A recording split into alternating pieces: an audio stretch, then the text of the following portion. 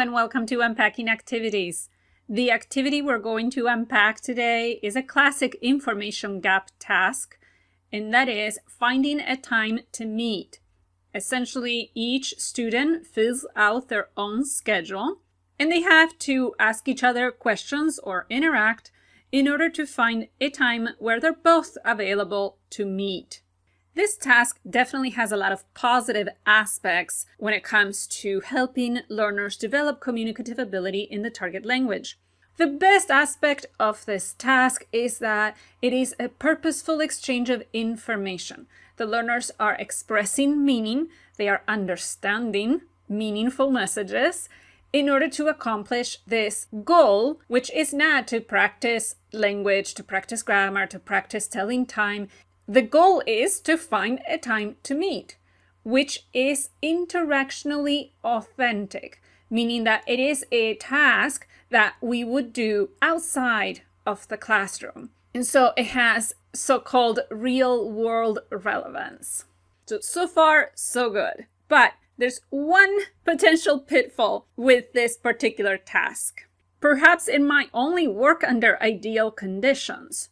What I mean by that is, what happens if one learner simply says, "You free Sunday evening?" and the other one replies, "Yes"? Well, I guess that's it. They accomplished the task. Task is over. And so this is a situation where creating the task takes longer than completing the task.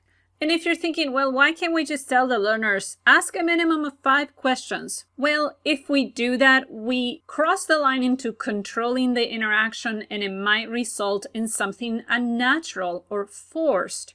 If the task is to find an available time to meet, and the learners were able to find an available time to meet, why are we forcing them to continue asking questions? And so what could be some alternatives to improve the task? Some possible adjustments we could make are to have bigger groups. So now if you have a group of 4 and they have to find a time where all 4 are available, then we're increasing the likelihood that they will ask several questions and interact a little bit more. Another possibility could be to ask learners to find multiple available times to meet for different activities. For example, to have a meal together, to work on a class project, to watch a movie, etc. You could also frame it as finding extra alternatives in case something comes up. So they have to find more than one available time to meet.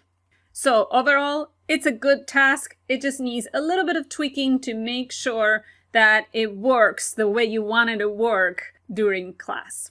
If you can think of other alternatives to improve this task, please write them in the comments. Thank you for tuning in, and until next time.